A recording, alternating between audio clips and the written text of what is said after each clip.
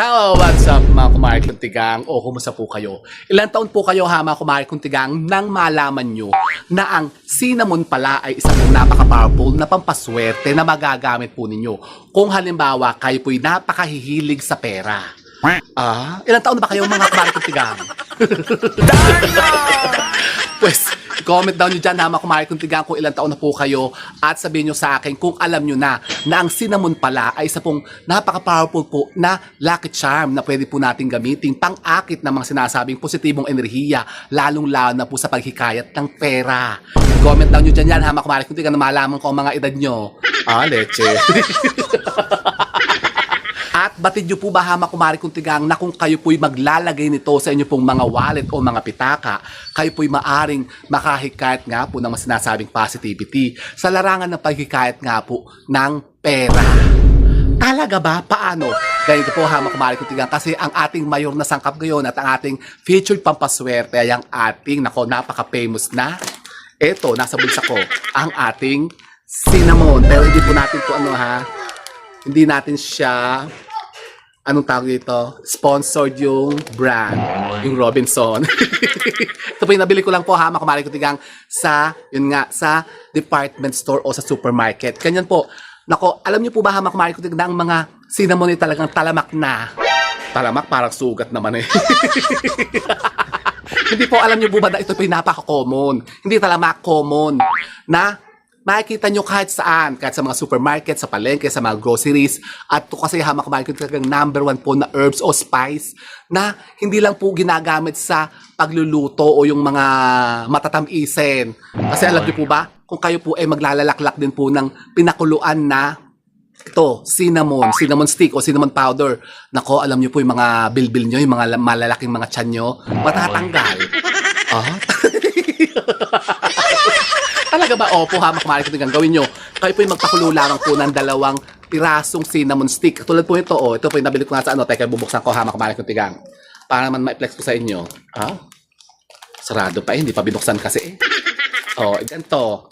Ganito po ha, makumari ko tingnan. Tatago ko muna ito aking sample dito kasi ako may gagawin niyang mamayang isang napaka-epektibong pampaswerte i-flex ko sa inyo. So ito ang ating bagong bukas sa cinnamon. Talagang fresh na fresh to. Ito na init pa ha, makumari ko tingnan. Kayo po'y kukuha lamang po ng 2 piraso pong cinnamon stick katulad po nito. Yan.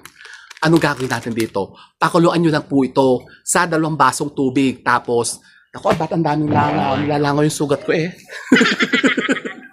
Ito, ako, pasensya kayo makumari ko dito kasi tayo for outdoor vlog na naman kasi ngayon po'y napakainit na. Summer na naman ha, makumari ko dito. Kaya tayo nasa labas na naman.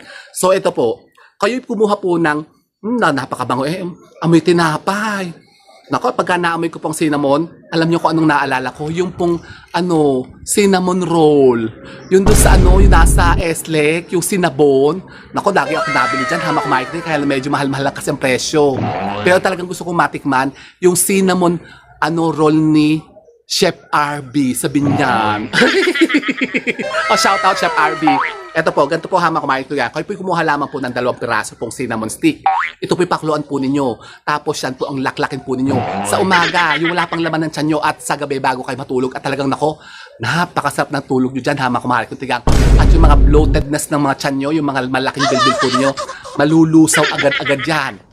Ito po hamak kumain ko tigang ay pigaan nyo nung lemon, kalahating lemon sa isang basong tubig. Tapos ito, uminom kayo nito, maglalaklak talaga kayo nito. Talagang hindi kayo sisipunin yung uubuhin. Kasi napaka-powerful po nito na yung antioxidant. Kasi ang benefits na makukuha natin sa mga cinnamon ay talagang napakalakas.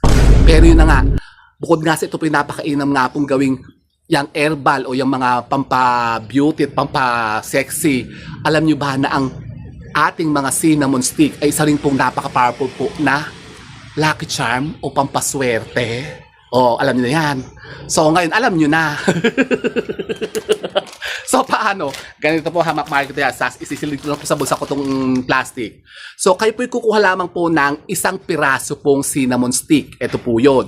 Pagkatapos, kayo po'y kumuha lamang po ng kapirasong ribbon na pula. Ito po yun. Tapos, ito po'y pwede nyo pong gawin hamak kumari kung tigang tuwing araw ng Biyernes. Kapag kayo po'y gagawa naman gantong ritual na mga pampaswerte o lucky charm, gawin nyo po ito kapag papasikat na ang sikat ng araw, yung sunrise, mga around 6:30 hanggang 8:30 ng umaga, pwede nyo po itong gawin.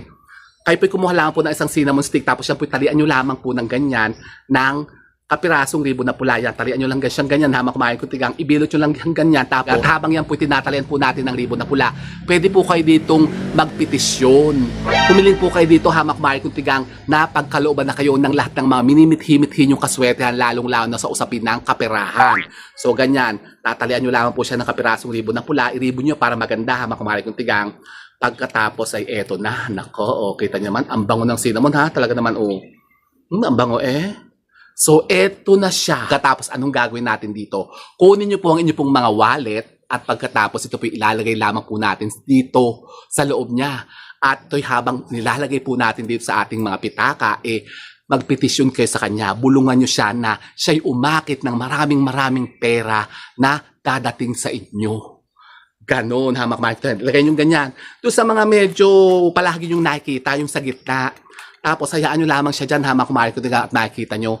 Kapag ka ito po'y ginawa po ninyo at kayo po'y 100% na naniniwala po dito, nako, talagang kayo'y gaganahan yan, hamak market at kayo'y dudulutan yan ng walang humpay na pagpasok sa inyo ng kaperahan. Kung halimbawa, hamak market kayo lagi na lamang walang pera. Yung lagi kayo mabilis na nauubusan ng mga kwarta po ninyo. Yung lubog na lubog lagi kayo sa mga utang. Wala kayong ipambayad sa mga lending, sa mga tinuhulugan po ninyo, mga utang-utang, mga 5-6, mga bombay. Ako, leche. Gawin niyo po ito, hamak market kayo po'y maglagay nito ng cinnamon stick dyan sa mga wallet po ninyo at magugulat po kayo, hamak market sa maaring maidulot itong pagbabago sa mga buhay ninyo. Talaga ba? Opo, hamak kumari kung tigang, kaya subukan nyo po ito. Hindi nyo susubukan, subukan nyo. Para malaman nyo po, hamak kumari kung tigang, kung ano ang talagang effect at power ng ating cinnamon stick. Di ba ga? So yun po, hamak kumari kung tigang, sana po may napunta na sa mga bagong idea at kaalaman sa pag-akit na naman ng mga bagong kaswertihan. And with that, mga kumari kung tigang, keep safe and God bless. Thank you for watching and don't forget to subscribe my channel. I know you like it.